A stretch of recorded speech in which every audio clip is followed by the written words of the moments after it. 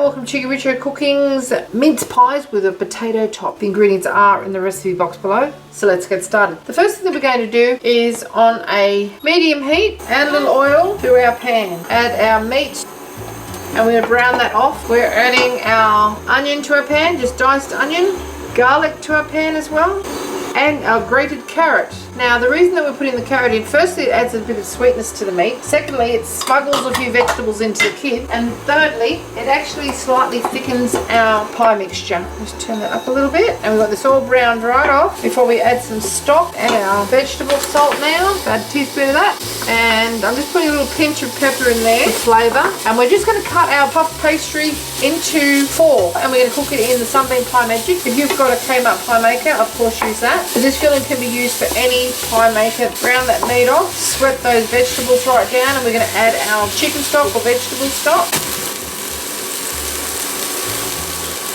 Okay, once you can see that all the moisture has come out of the vegetables, the meat is starting to get browned a little bit, we're going to set in our stock.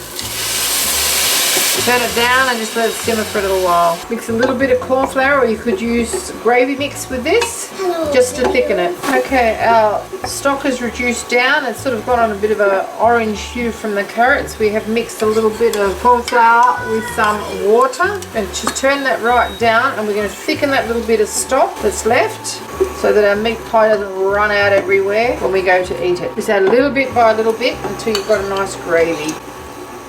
It's nice and thick now. We're just going to put into a container to cool down a bit, because if you add it to your meat pies it's going to make pastry soggy. Okay, alright, turn it off and put our filling to cool to one side. Okay, we're just going to pie magic now and pop our pastry in there, push it down into the center, leave the square bits overlapping, they won't worry anybody. Okay. If you position them so that the little corners don't overlap each other, they won't sort of get stuck to each other when you're putting them in. Right, turn our pie maker on now and just leave them cook for about a minute, and that'll get a nice crisp bit on the bottom. And then we're going to divvy this up into 4 and put a quarter or a fourth into each little pie. Top it with our mashed potato that we made earlier, and then sprinkle it with cheese. And it's not going to stick because the cheese has got enough fat in it to release from the top, and it'll give it a lovely tasty crusty top on it. The first thing we've done is gotten 2 potatoes, peeled them, cut them into little cubes, and just cook them until they are quite tender in some salted water. Now we don't need these to be hot, so once the knife goes in and out quite readily. Okay, so we just drain the water off those, adding our cream. There's 2 reasons why we use a cream. 1, it gives a lovely richness, and 2, it will stop it sticking to the roof of our pie maker. So we just mash those, a little bit of cream. It doesn't have to be a really soft, sloppy mix. We just need it to be able to spoon out nicely onto our pies when it's done. I just mash those all together. You could, of course, make extra mashed potato, say the night before, for instance, and just make a little extra for your pies. Or you can even buy little frozen mashed potato cubes now, or you could even make some instant mashed potato if you like. But that's only 2 potatoes with a little bit of cream for added richness, and that's basically the consistency that you're after.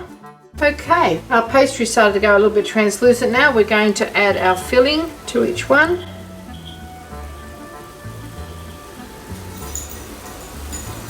Push it down. Don't be too worried about the fact that the lid is open at this stage. Now we're going to get blobs of our mashed potato that we made earlier, and we're just going to put it on the top and try and seal it to the edges. That'll keep the filling in.